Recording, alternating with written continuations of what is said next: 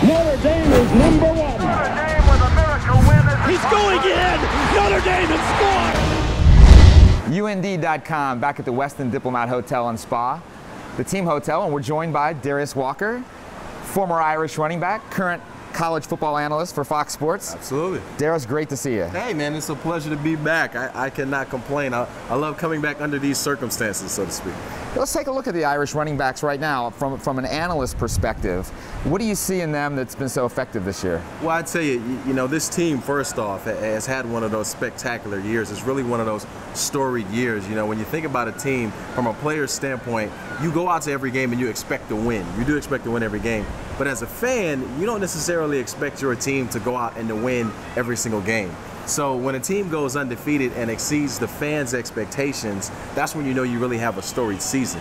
And on the offensive side of the ball, what I've been so intrigued about is the growth of the offense from game to game all the way to the end of the season. And specifically at the running back position, I mean, Theo Riddick has emerged as this guy who's such a dual threat. He can catch the ball out of the backfield really well. You can hand the ball off to him. He can do really well there. And then, of course, you can't stop Sierra Wood. He's kind of a little bit more of a bruiser, so he's a change-up style running back as well. So there's talent all over this team, and specifically in the backfield. And as a former running back, I'm excited to see the running backs do well. I love to see Coach Kelly run around. Well, catching the ball out of the backfield, that was one of your specialties when you were at Notre Dame.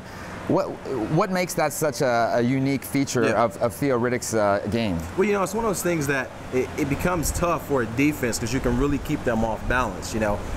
Football is such about matchups. As an analyst now, that's all we talk about is the matchups of this game. You look at the numbers, you look at who's here, who's there, where can you create an advantage for your team. Well, if you have a running back like Theo Riddick who can catch the ball out of the backfield, it creates a problem for linebackers, because if you think about the size of a linebacker, most linebackers in college football now are 6 foot, 6'2", somewhere in there, upwards of 230 pounds. Well, you got a guy like Theo Riddick who's 200 pounds, maybe he's 5'10", 5'9". You create a matchup problem in that you get this guy in space on a bigger defender who's not as fast and not as quick. You throw him the ball, catch the ball, he runs right by this guy. And that's a whole other dimension of your offense that a lot of teams or a running back who can't catch the ball out of the backfield won't give you. For you, where do you see the key matchup in this game between Notre Dame and Alabama? Where do you see the number one thing we got to look for? Well, I think this is an interesting game because you have two teams that are built very similarly. If there is a team that's built like an SEC football team, so to speak, it's Notre Dame. And the reason I say that is because, Notre Dame is a defensive team. They're built off of their defense. Everything is predicated off of what Manti Te'o and the defense can do. They feed off of their defense, and then they play fundamental offense and don't make a whole lot of mistakes. So in this game, since you have two teams that are very similar, it's going to come down to the battle of the trenches, which is the offensive line versus the defensive line on both sides. Who can win that battle? Which line will dominate? The side that dominates means that they're going to control the ball and control the time of possession, and ultimately that's going to give them the biggest advantage in the game. Darius, when you were here at Notre Dame, your family, your parents moved to South Bend from Georgia to follow you.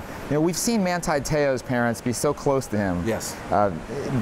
Being right with him the whole way. Can you talk a little bit about inspiration from your family to help you play? Well, I tell you, I was lucky enough to have my parents move, and I grew up in such a household that was it was family first. We did dinners together, we did sporting events together, we did everything together. So when you can have that sort of consistency when you get to a stage like at Notre Dame or in college, it really creates an advantage for you as an individual because you're not missing your mom every weekend. You're not missing home cooking every evening. You get that emotional support and that love and care that you're so used to all of your life. It really helps you. So for Manti, I know exactly what he's going through in that, college is great, the experience is great, but it's so great to be able to share it with your family as well. Well, Darius, I'm sure you'll be watching closely Monday night. Thanks for joining us. We appreciate it. We'll have more coverage on UND.com all weekend long.